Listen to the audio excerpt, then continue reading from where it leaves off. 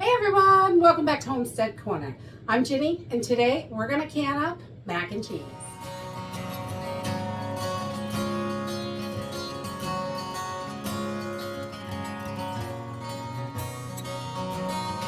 For all your canning police, get your panties in a bunch. This is not USDA approved. This is something that I do for my family, and it works for us, and we enjoy it. So I thought I would share this, and this is not USDA approved. You do not have to tell me that. I know. This has never been tested by the USDA. That's why it's not approved. Any dairy products, none of them are approved, but there are lots of methods that work. So today we're going to can up mac and cheese, and I don't love the box stuff. I love homemade mac and cheese, and this is pretty good with the Velveeta. I like this kind too. So we're gonna can up about 15 pints right in there. It should do 14 pints. But we're gonna use just of the Velveeta cheese, some extra sharp cheese, some chicken broth, evaporated milk, pasta, and some regular old milk. I use 1%. You can use whole, whatever kind of milk you like. Let's go ahead and get started. So to get started, I am just getting my cheese. I'm going to get my cheese sauce all made. So I've started with 8 cups of milk, and I'm going to put this on a medium heat. Medium low. We don't want to boil this. We just want to get it warm enough to melt the cheese. Of the Velveeta, you could use any block cheese you want, I think, for this. I think they would all work. And I just cut it up in little chunks because it will melt down a little quicker than putting one big giant chunk in. But this is going to make about 14, maybe 15 pints of mac and cheese. So it'll be nice to have this on the shelf. It goes so fast here. Definitely. It's a quick and easy meal. Just heat it up and it's good to go. And it also makes a wonderful side dish. So these cheeses are so sticky, this Velveeta. And I have seen other videos where they use canned cheese sauce. You could do that as well. I prefer this method myself, so this is what I do. And then we are going to I'm going to add 2 cans of evaporated milk. We're going to pour those right in.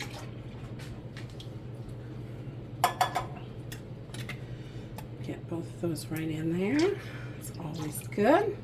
It gives it a nice flavor, that evaporated milk, than just all plain milk. It's got that little different flavor. Just going to give this a little stir. And we just want to heat this up slowly, and we just want to melt it, not bring it to a boil.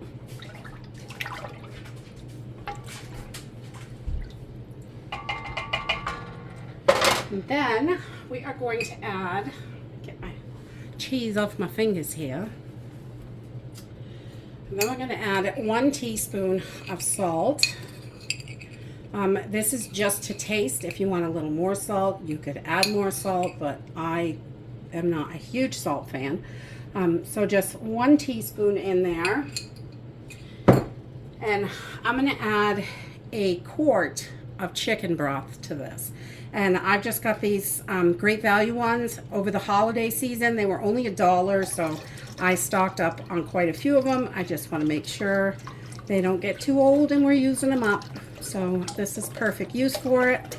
And you're going to want to add some broth to this because your pasta is going in dry. If you cook your pasta first, your pasta is going to be complete mush.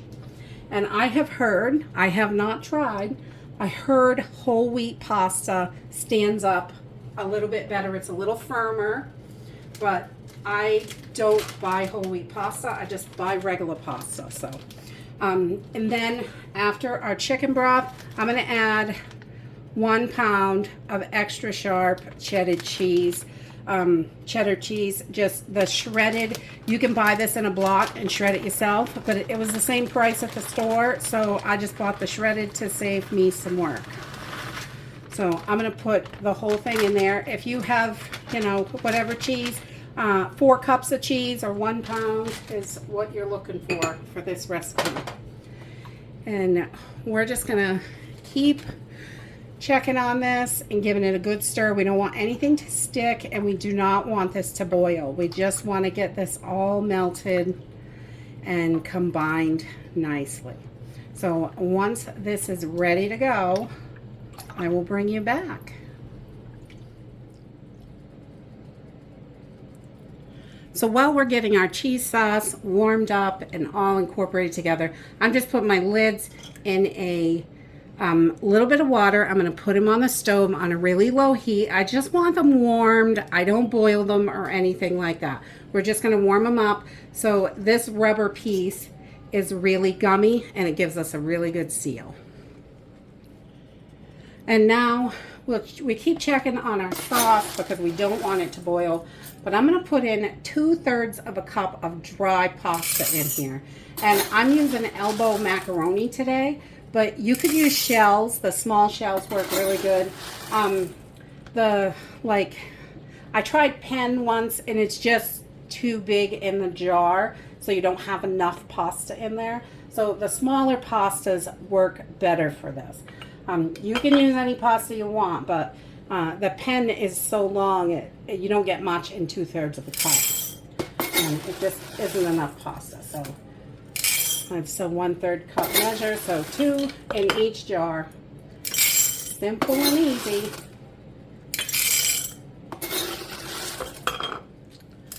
Once your cheese sauce is all melted, and it looks pretty thin, definitely. But this is going to thicken up in the jar because your macaroni and whatever pasta you use is going to absorb a lot of that excess liquid. So this has got a little bit of teeny little chunks in here, and that's okay. As long as there's not any big chunks, we're just going to fill these right up. And I'm going to leave 2-inch headspace for this. So that's right about where the shoulder is, because your pasta is going to expand, so you need a little extra room in here. So we're just going to go right about to that shoulder where it starts to dip in, and we're going to stop right there. And then I'm just going to move this around and debubble this, because your macaroni has that little hole inside. You really want to move it around in here so it doesn't have air trapped inside the macaroni. So we just want to debubble this really good. And then we're going to take just some white vinegar and put it on a towel and clean our rims, because you always get something on here. Even with a funnel, you can see there's a teeny bit. And you just want to do the top. And then we will grab one of our hot lids and get this on here. And a ring. And this little baby is ready for the canner. Just finger tight. And I'll do one more with you. And again, we've got 2/3 of a cup of pasta in here.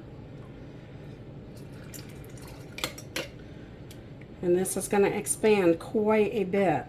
That pasta blows right up. Just like when you cook it. And again, we're going to go right about to the shoulder.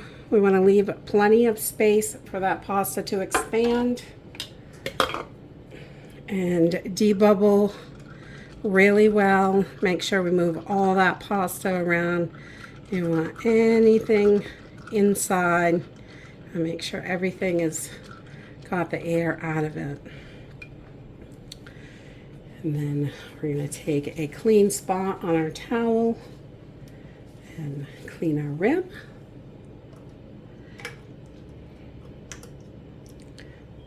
Add our lid. And a ring.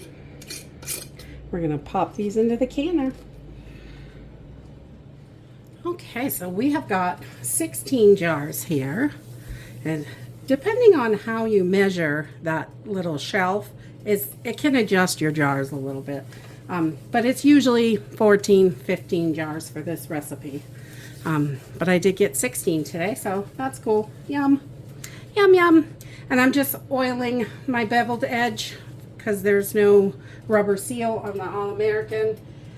And we're gonna bring this up to 10 pounds of pressure because of my elevation. If you normally use 15, you're gonna wanna use 15.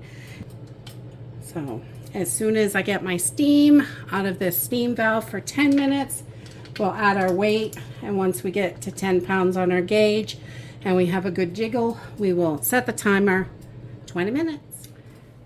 And there you have it, canned mac and cheese. You can see the jars filled right up as the macaroni swelled in the canner, and it comes out really good. The noodles are a texture like a canned soup. If you would buy a chicken noodle soup at the store and it had noodles in it, they are soft, but they're still pretty good, and it's just a nice yummy thing to have on the shelves for a quick simple meal.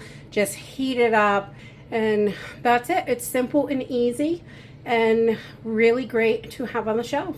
That's it for today. If you like this video, give me a thumbs up, subscribe. I'll see you in the next video. Bye.